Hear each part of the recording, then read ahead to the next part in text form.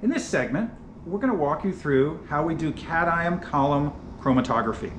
We do column chromatography to produce pure aluminum and beryllium. To do that, we remove titanium, which we really don't want, and then separate the aluminum and beryllium, which we do want. We may also need to remove magnesium, but only if the samples are headed to Prime Lab for aluminum analysis or for any place else with a gas-filled magnet. We have a hot plate with sample beakers in the hood. These are the beakers that were used after the anion column. We have a variable pipetter that we use to add milliQ water with a trace sulfuric to these beakers. We have the milliQ water with trace sulfuric acid, and we have near that a group of pipettes, disposable pipettes. We're going to use one each to transfer the samples. We have a bottle of hydrogen peroxide. We add a little bit of peroxide to each of the samples, which turns the titanium red, so we can see it moving through the columns. We have the cation columns loaded onto the cation column rack here. Below them we have waste trays. When we're rinsing the columns, that's where the waste goes. And we have 3 bottles of acid here. The yellow bottle is 0.65 normal sulfuric acid. Then there's a blue bottle with 1.2 normal hydrochloric acid, and another blue bottle with 4 normal hydrochloric acid. The method is similar to the previous column method, anion columns, in some ways, but it's more complex and has some specific subtleties. It uses a different organic resin, a larger column, more resin, and a larger suite of acids and acid dilutions. As a result, this process takes longer, the better part of a day. To start this part of the extraction method, we first prepare the columns and the samples separately.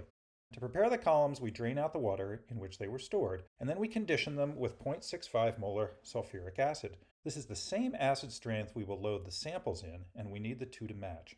To prepare the samples, we dilute them in a known amount of milliQ water, thanks to the repeating pipette, since we've already added the correct amount of sulfuric acid at the end of the previous step in the method that was shown in the last video. We also add a small amount of hydrogen peroxide, which reacts with the titanium in the sample to form a colorful complex that ranges from yellow to orange to red, depending on the amount of titanium present. Once the column is prepared and the sample is diluted, the sample gets loaded into the column with a dedicated transfer pipette. As the sample drips down into the column resin, all of the positively charged cations in the sample, titanium, beryllium, magnesium, and aluminum, bind onto the negatively charged sites in the resin. You can often see the sample as a band at the top of the resin because of the colorful titanium. The titanium is bound onto the resin least strongly, and so we'll remove it first. To do this, we add 0.65 molar sulfuric acid. The strength of this acid is very important since it determines the rate at which the cations will move down through the resin. The stronger acid causes more rapid downward movement. The acid strength is specifically calibrated to our columns and the exact method we use. If you use different size columns, you're probably going to have to change the strength of that extractant.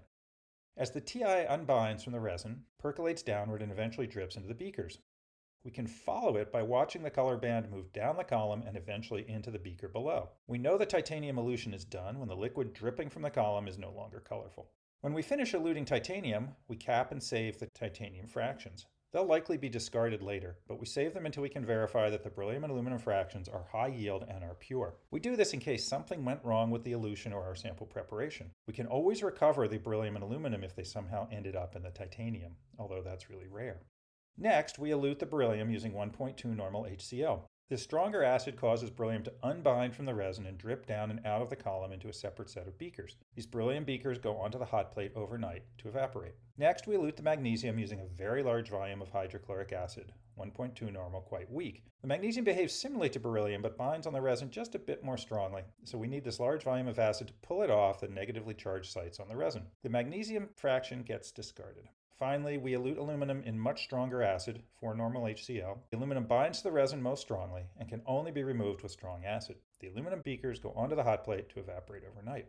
When we finish eluting aluminum, we do 2 things to clean the columns. First, we strip them with additional 4 normal HCl to ensure that all ions have been removed, especially the recalcitrant aluminum. And second, we flush them with copious milliQ water. That makes sure that they are stored full of water and the resin does not degrade or dry out. Let's recap column chromatography. First, the sample is transferred from the beaker in which it dried overnight to the column. Then the TI fraction is eluted first to beakers and saved in case there are any problems with the cation chromatography. Then beryllium is eluted and retained in its own beaker. Magnesium is eluted to waste, and aluminum is eluted and saved in its own beaker. The columns are then cleaned and the eluted fractions are dried overnight, which will drive up all of the hydrochloric acid. In the next video, we'll test their yield and purity to ensure that our column work has been successful.